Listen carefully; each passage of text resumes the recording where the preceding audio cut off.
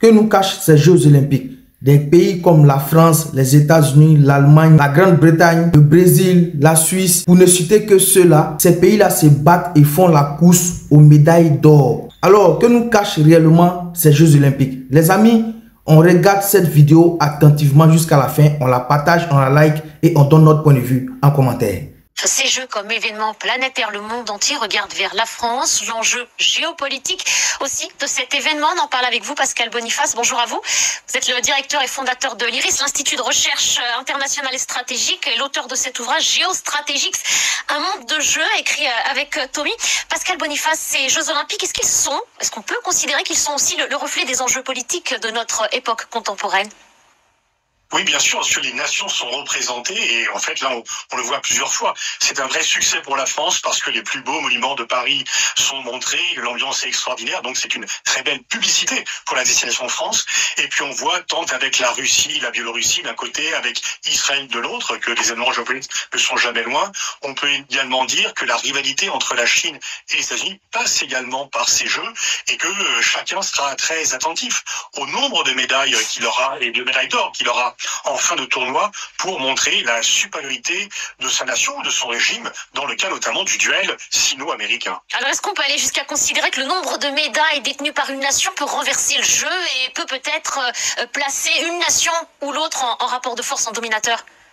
Sur le plan d'image, certainement. Bien sûr, ça ne va pas changer le PIB d'un pays, ni la taille de son armée, ni l'état de... Mais par contre, en termes d'image, c'est très important. C'était déjà le cas pendant la guerre froide. Si l'URSS avait plus de médailles d'or que les États-Unis, elle pouvait dire que le système communiste était plus performant que le système capitaliste. Si par contre les États-Unis l'emportaient, ils pouvaient dire que la jeunesse américaine était plus saine, mieux formée, plus dynamique. Et regardez comment nous, Français, nous sommes fiers du nombre de médailles surprenant, étonnant et une bonne surprise que nous avons. Cela redonne un peu de fierté, cela permet un peu une sorte de patriotisme de bonne aloi, et donc effectivement une réussite sur le plan sportif contribue beaucoup à ce qu'on appelle le soft power, l'image d'un pays. Ça ne change pas une fois encore l'économie, ça ne change pas la place du pays, mais ça change son image. Alors justement, vous évoquiez à l'instant la ferveur des Français qu'on a constaté au fil de ces jours. Le président français est apparu plusieurs fois hier aux côtés des athlètes, venu les encourager, venu en consoler certains.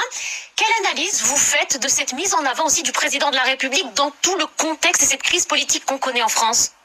Elle est un peu à double tranchant. Bon, d'une part, c'est vrai qu'Emmanuel Macron, il faut lui reconnaître, est un vrai amoureux du sport. Il a vraiment la passion du sport.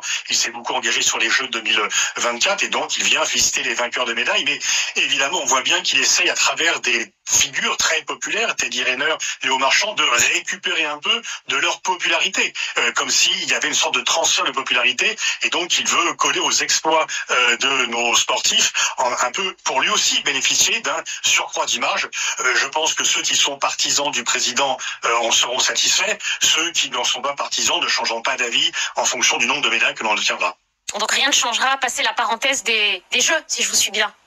Non, effectivement, disons que les Français ne sont pas des idiots, ils ont leurs convictions. Certains sont favorables au président Macron, d'autres ne sont pas favorables. Et ce n'est pas le nombre de médailles qui va changer cela. Ça peut changer l'image de la France, mais pas directement. Et ensuite, dès que la parenthèse des Jeux sera terminée, la France retrouvera ses problèmes politiques. C'est une parenthèse enchantée que nous vivons bien, qui nous fait du bien.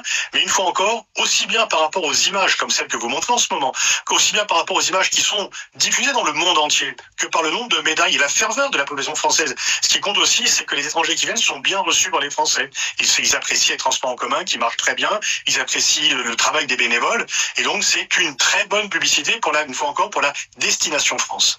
Pascal Boniface, vous faisiez tout à l'heure référence aux guerres toujours en cours dans le monde, au Proche-Orient, en Ukraine notamment. C'est que les athlètes russes et biélorusses ont dû apparaître sous bannière neutre. Ils ont dû prouver qu'ils ne soutenaient pas la guerre dans leur pays. À l'inverse, les athlètes ukrainiens ont été très exposés. Il y a eu une différence de traitement? Ils se mettent en avant parce qu'effectivement, là aussi, ils communiquent. Pour les athlètes ukrainiens, participer aux Jeux, c'est un peu faire la guerre sur le plan symbolique. C'est parler de l'Ukraine, qu'on n'oublie pas l'Ukraine, et de montrer que, malgré la guerre, ils sont là. Ils auraient voulu qu'il n'y ait aucun athlète russe ou biélorusse. Il y a une sorte de compromis quand même très défavorable à la Russie et à la Biélorussie. Pour les Ukrainiens, en fait, combattre pour les Jeux Olympiques, c'est aussi combattre pour leur pays. C'est une façon indirecte pour eux de faire la guerre, et ils seront très attentifs au nombre de médailles parce que c'est une bonne exposition pour l'Ukraine. Je faisais allusion à l'instant aux athlètes russes. Il y a aussi les athlètes israéliens. Des voix se sont élevées en France pour demander aussi à ce que ces sportifs arrivent sous bannière neutre. Ça n'a pas été le cas. Est-ce que là aussi, il y a eu une différence de traitement d'une délégation à l'autre? Oui, disons que les explications du CEO pour bannir la Russie et ne pas bannir Israël ont été un peu contradictoires.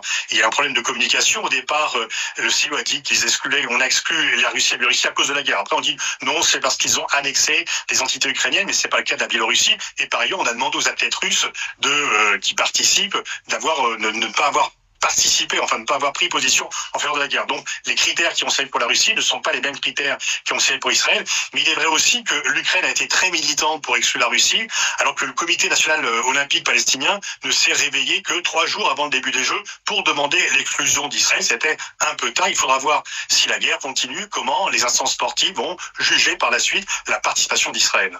Un mot aussi, si vous le voulez bien, au sujet de cette délégation de réfugiés. Ils sont 37 athlètes. Quel message ils envoient à leur pays et au comité international olympique de manière générale?